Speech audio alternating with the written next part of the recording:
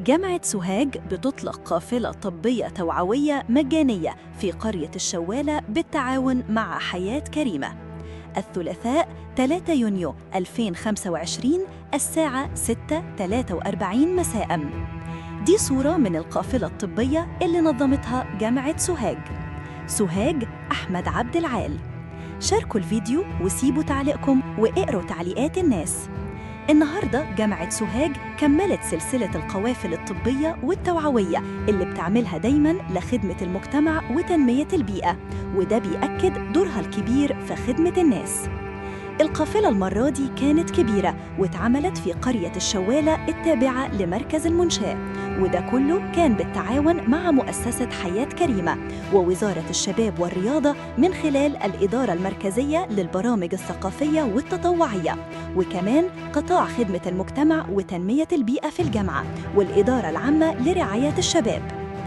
الدكتور حسان النعماني رئيس جامعة سوهاج أكد أن القافلة دي جزء من الدور المجتمعي اللي الجامعة بتركز عليه دايماً، وقال كمان إن الجامعة بتحرص دايماً على إنها تتعاون مع كل مؤسسات الدولة والمجتمع المدني عشان تدعم المبادرات القومية المهمة، وعلى رأسها المبادرة الرئاسية حياة كريمة اللي أطلقها الرئيس عبد الفتاح السيسي، واللي هدفها الأساسي هو توفير حياة كريمة لكل أهلنا في الريف المصري.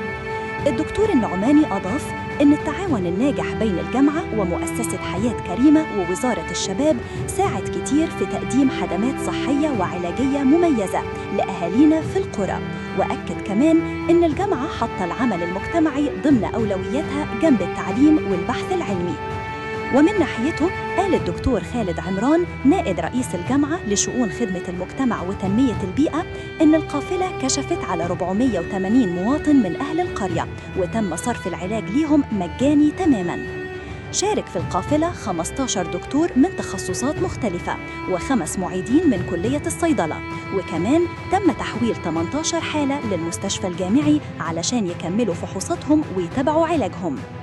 العقيد محمد كمال مدير مؤسسة حياة كريمة في سوهاج قال أن تنظيم القافلة ده بيجي من حرص المؤسسة على دعم التنمية الشاملة في القرى اللي محتاجة فعلاً، وده بالتعاون مع الجهات المسؤولة في الدولة زي الجامعات الحكومية.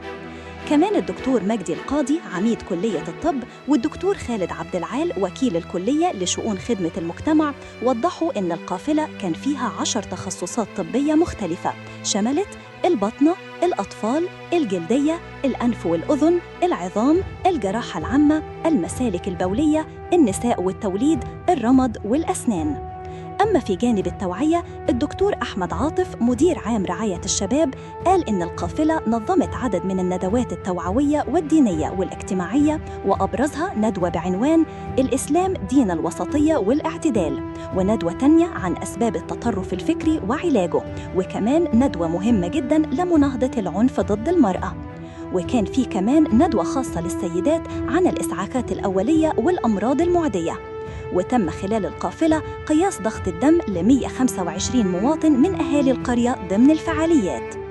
وشارك في تنظيم القافلة دي نخبة كبيرة من أساتذة الجامعة والعاملين، منهم الدكتورة ثريا محمد وكيل كلية التمريض، والدكتور خالد فؤاد بليل أستاذ مساعد بقسم الدراسات الإسلامية، والدكتورة عبيرة محمود السيد مدير وحدة مناهضة العنف ضد المرأة، وفراج حسن مدير خدمة المجتمع بكلية الطب، وإسلام حجازي مسؤول القوافل الطبية بالإدارة العامة لرعاية الشباب.